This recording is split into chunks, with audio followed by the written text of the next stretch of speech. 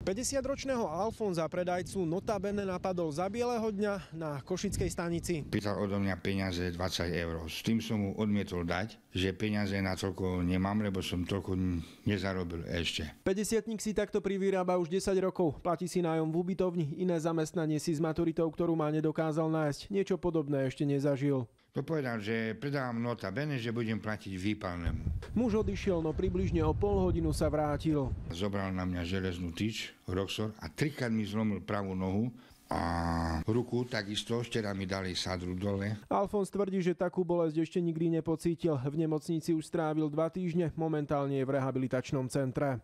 Viem, že strašne som nekričal, vrieskal som od bolesti. Viackrát súdne trestaného 33-ročného útočníka polícia zatiaľ obvinila iba z výtržníctva.